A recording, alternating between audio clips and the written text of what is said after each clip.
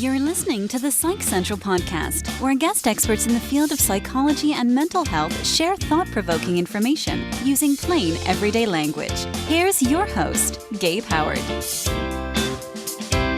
Hello, everyone, and welcome to this week's episode of the Psych Central podcast. I'm your host, Gabe Howard, and calling into the show today, we have Dr. John Grohol. Dr. Grohol is the founder of PsychCentral.com and a frequent guest on our show. He has been writing about online behavior, mental health, and psychology issues since 1995. Dr. John, welcome to the show. Great to join you again, Gabe. Well, we're certainly glad that you're here. Now, pretty much every year since its inception, the Psych Central podcast has made it a point to do an episode on surviving the holidays, managing holiday expectations, topics surrounding keeping our mental health strong during the hustle and bustle of the season. Last year, when I was recording that episode, I thought to myself, haven't we covered this ground? Can't someone just go listen to the previous year's episodes and get all the insight they need? Am I just repeating myself? The point being was I figured I'd skip the Surviving the Holidays episode in 2020 because I just really felt like we'd covered all the ground there was to cover. And then enter COVID. And it did create an entirely new set of issues surrounding the holidays. Now, Dr. Grohol, as a doctor and a researcher, you've taken the unpopular, yet practical, stance of recommending that people do not meet in person for the holidays. Well, to clarify, we probably shouldn't be meeting outside of our family bubble, which is just your immediate family. So if you're a family unit of 2, 3, 4 people, those are the people that should get together. You shouldn't be inviting extended relatives. In my family, we get together like once a year, and we're coming from many different states, all over the country. There's 20 of us, all in my parents' 1,800 square foot ranch house. That's the kind of thing that you think should be put on hold this year. You can think of it as you have a risk bucket every week. And every time you go out and have to interact in public, even with a mask, even with social distancing, you're adding a little tiny water to that risk bucket. And so over the course of a week, you might have a quarter bucket full of risk that you've taken in terms of increasing your risk of catching COVID-19. Now, if you have a big family gathering, and let's be honest, people aren't going to wear masks. You have to take them off to eat, to drink. So there's no safe way of really having that kind of large family gathering without basically filling up your bucket for that week and overflowing with potential risk for catching COVID-19. And that's what too many people have done over these past month or two, is that they've taken the ability to go into a restaurant or a bar indoors and take off their masks and aren't social distancing. And that's why we're seeing the great rise in new cases. It's a question of how safe do you want to be? Do you want to get out on the other side of this pandemic alive and in good health? And more importantly, do you want your family members to get on the other side of the pandemic alive and in good health? Obviously, you don't need to just think about yourself here. You need to think about your family members, and especially those who are older or have pre-existing health conditions, which is most Americans, actually. One of the things that I think that is important to point out is that for better or for worse, the way that America has handled the pandemic is to let each state decide, well, really for itself on how to handle it. So for example, I'm in Ohio. My family is in Tennessee. It's a world of difference. I don't think Tennessee ever closed restaurants, whereas Ohio did for a period of time. So I just think that it's important to point that out because perhaps getting together in Ohio, if the entire country handled it like Ohio, might be okay. The reason that I bring this up is, do you think that this is contributing to some of the unrest that's happening in families where people in different states are looking at each other like, why are you canceling Christmas? We've done everything right. Why are you canceling our get together? We've been masking up. We've been prepared for this. But in reality, depending on where you live, you may have done literally nothing. let's get to the meat of the matter. The virus doesn't care about state policies. The virus doesn't care about national mandates or masking mandates. The virus is going to spread anytime you're indoors with other people, and one of those people may be asymptomatic. They have no symptoms of the virus, and they're infected, and they don't know. And that's how it's being spread. It's not being spread by people who have symptoms, because they clearly understand, hey, wait a minute, I might have the virus, I'm going to go get a test. It's the people who don't have symptoms, which is most people who get the virus, and especially younger people. Children and young adults who get the virus typically do not show symptoms. They are active carriers of the virus. They're coming into your family, 20 or 30 people, and guess what? They're going to spread it. No one's wearing masks. There's no social distancing. It's indoors. That is exactly the kind of environment the virus seems to like. I like what you said about the virus doesn't care about state policies. The virus doesn't care about politics. The virus doesn't care about, frankly, these petty arguments. But families, well, they care very much about these things. And in previous years, whenever I've done surviving the holidays, it's always, okay, you're sitting around the table, somebody brings up an unpopular opinion, everybody starts arguing, how do you manage your own mental health? Now, we've got that going on. We are spread out more, but families are not in agreement about whether or not to cancel plans. And the group that is pro canceling the plans and the group that is not pro canceling the plans, they're getting in a lot of disagreements. Do you have some mental health advice on how to manage those family disagreements so that everybody is safe? We all have to understand, look, families aren't going to agree on everything. They may not agree on politics. They may not agree on this and that and the other thing. And that's fine. That's adults being adults. When it comes to a family gathering of this nature in this extraordinary time, this is a once-in-a-lifetime event. I still don't think people have that centered in their minds, that they think either it's not as bad as people say it is, or this is just like the seasonal flu, a little bit worse or something like that. No, this is a once-in-a-century pandemic that is very contagious, much more contagious than I think we probably initially thought. And so for families to disagree about this, that's perfectly okay.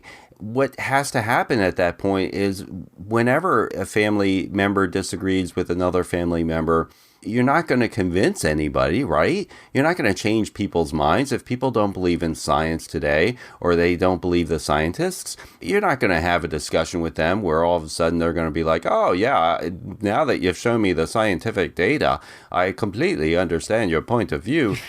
I mean, that's not going to happen. So here's what you have to do.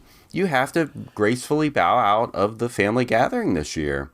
It's that simple. You have to say, look, I appreciate that you guys are all getting together. Me and my partner, we're going to say thanks, but no thanks. We'll join you on a Zoom call. Let's have a Zoom call. We'll get together virtually this year. It's 1 year. We're asking people to be safe for one Christmas, one New Year's. I know it sounds like, this is you're taking away my freedom. Hey, look, the virus doesn't care about your freedom. The virus will kill you whether you're freedom loving or you think that somehow public health officials are dedicate their careers and their lives to taking away your freedom. If family members aren't going to be respectful of your decision, well, that just says something about family, right? That's the way family is sometimes, and there's not a lot you can do to change that interpersonal interaction over this one thing, because it's a long-standing concern, a long-standing issue in that family. It really sounds like what you're saying is families disagree about things all the time, and you can't let this hit you any harder than any other political, religious, parenting, financial, whatever your family normally spends the holidays fighting about. It's basically the same. It's a disagreement within the family that needs managed in exactly the same way. Yes, exactly. That's exactly it. We'll be back in 1 minute after these messages. Gabe here, and I wanted to tell you about Psych Central's other podcast that I host, Not Crazy. It's straight talk about the world of mental illness, and it's hosted by me and my ex-wife. You should check it out at psychcentral.com/notcrazy or your favorite podcast player. This episode is sponsored by BetterHelp.com. Secure, convenient, and affordable online counseling. All counselors are licensed, accredited professionals. Anything you share is confidential. Schedule secure video or phone sessions, plus chat and text with your therapist whenever you feel it's needed. A month of online therapy often costs less than a single traditional face-to-face session. Go to BetterHelp.com/Psych Central and experience 7 days of free therapy to see if online counseling is right for you. BetterHelp.com/Psych Central. And we're back with Dr. John Grohol discussing COVID's impact on the holiday season. John, my family canceled Christmas, and I don't get to see my family but pretty much once a year, usually at Christmas. And this was difficult for my family to manage because I was one of those families where half of us wanted to get together and half of us didn't. What I said to my family was, look, what if, let's say that we all get together, we all have Christmas, we all have a wonderful day, and then somebody gets COVID and gets very sick, or heaven forbid, even dies? Is that the memory that we want of 2020? Is that the risk that we want to take? Strangely, I wasn't worried about the person who got sick or passed away. I was worried about what would happen to our family, the survivors. How would the survivors take it? This would extend this trauma forever. Is that a reasonable thing to be concerned about? It's one way of looking at the situation, and it's certainly a rational, logical way of looking at it and saying, hey, what about the worst case scenario? Because that's how we make a lot of decisions in our life. We look at the risk ratio and say, is it really worth, going skydiving with, the 0.01% chance of parachute failure or something? And some people look at that and say, it's fine. I'm more likely to get hit by lightning, and they jump out of a plane and hope the parachute opens. So it's the same kind of equation when it comes to this family gathering for this year. Do you really want to have that death or that even the illness? Because COVID's not just something that comes and then goes away after you've been treated. There is a significant minority of patients, I think it's something like 20% of patients, who get the illness, who have to be hospitalized, and then who endure continuing symptoms for months on end after the illness has gone away. So it's not necessarily just something that you get and you get over. So to introduce not only the possibility of death, but also the possibility of a chronic health problem from getting COVID-19, once you put all of that into a bundle and look at it, you can say, wow, I really hadn't thought of it that way. And I really don't necessarily want to be responsible for another person's death or illness or any kind of inconvenience just because I need to see their face-to-face versus over a Zoom chat. And that's the important thing. We can still get together. We're just asking people to consider doing it, virtually rather than in person this year because of the astounding case rates we're seeing. It's an upward number it's unbelievable. It's far worse than spring, and some health experts warn people that the winter was going to be difficult and this could happen, and unfortunately we're seeing that. So I think it's in everyone's best interest to really take that long view and to say, hey, do I want anybody else's health problems on my conscience? John, my family agrees with you. I agree with you. And I think many families agree. So let's talk about making lemonade out of lemons.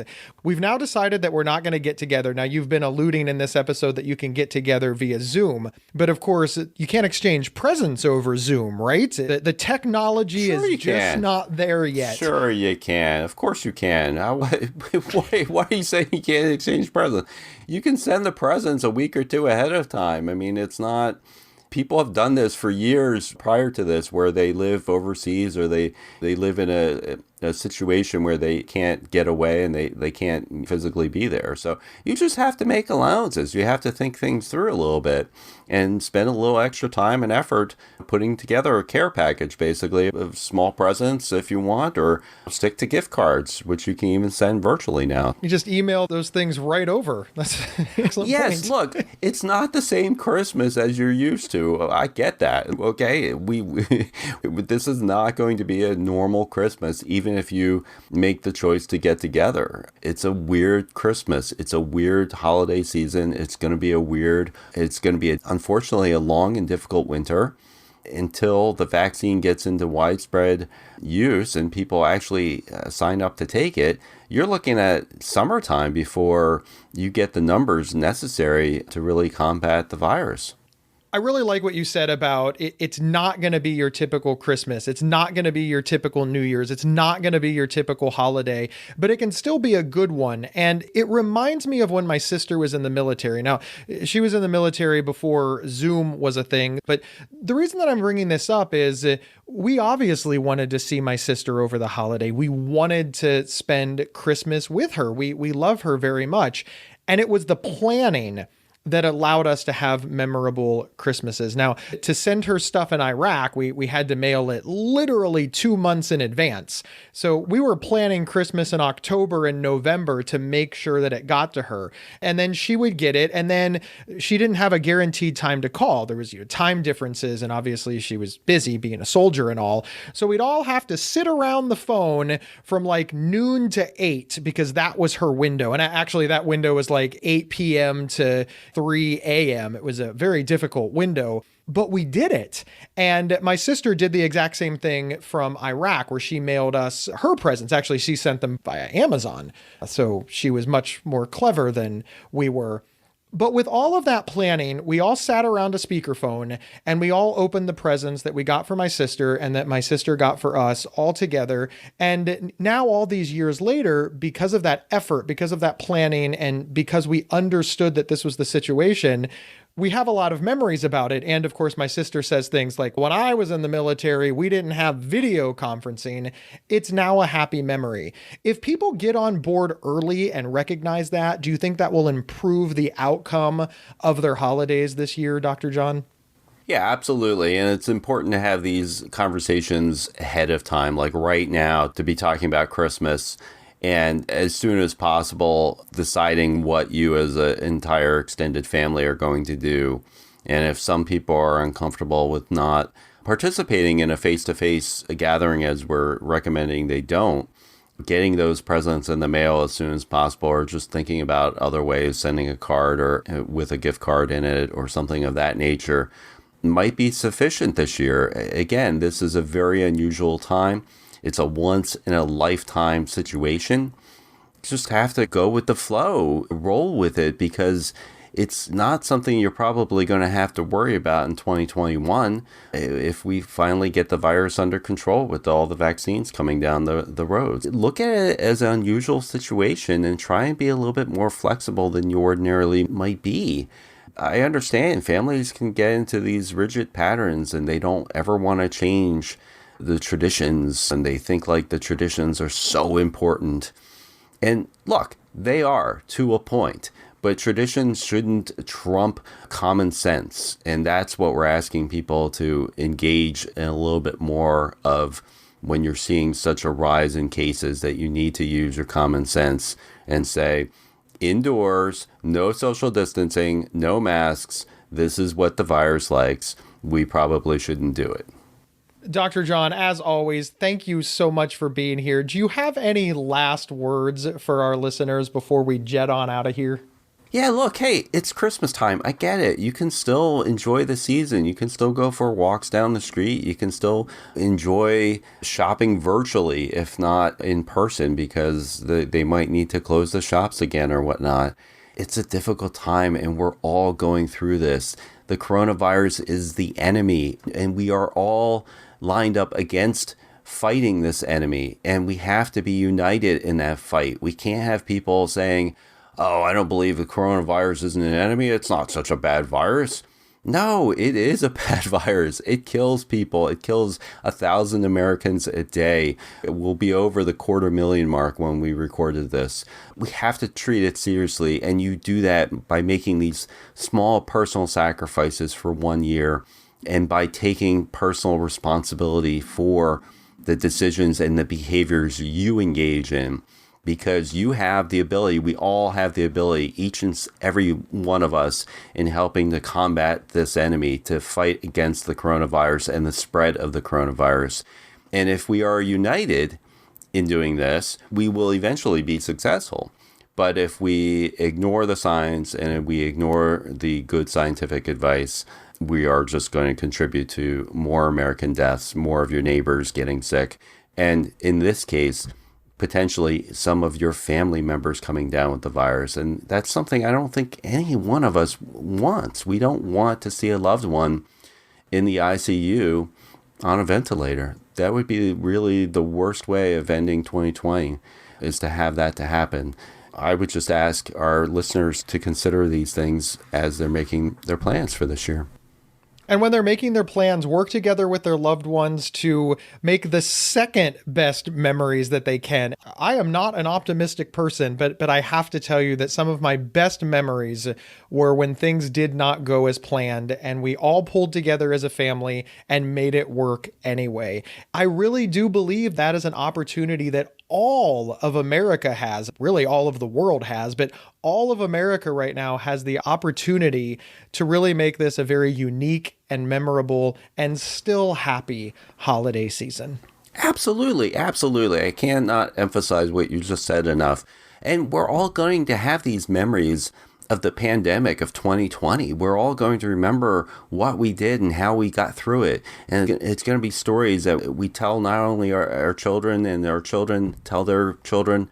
It's something that's going to be passed down for generations, and how you handled it, how you got through it, how you made it through the other side alive and kept your family safe. I wish everybody a very Merry Christmas, a very happy holiday. I hope everybody stays safe and still finds a way to enjoy the holidays. John, I wish the absolute same for you as well. Thank you. To all of our listeners, please have a very happy holiday season. My name is Gabe Howard, and I'm the author of Mental Illness is an Asshole, which is available on Amazon.com, or you can buy it directly from me. I'll sign it, and I'll throw in Psych Central podcast swag. Just head over to GabeHoward.com. It makes a great holiday gift. Wherever you downloaded this podcast, please subscribe. Also, please rate, rank, and review. Use your words and tell other people why they should tune in as well. And remember, you can get 1 week of free, convenient, affordable, private online counseling anytime, anywhere, simply by visiting betterhelp.com/psychcentral. We'll see everyone next week.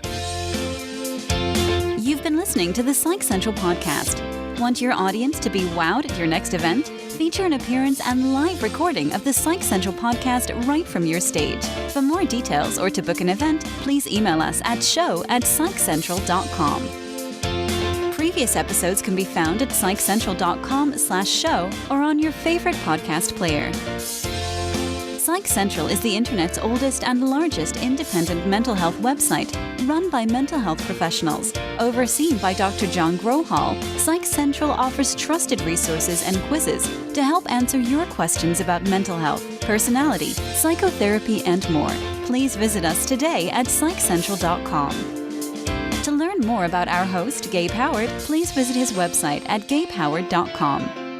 Thank you for listening, and please share with your friends, family, and followers.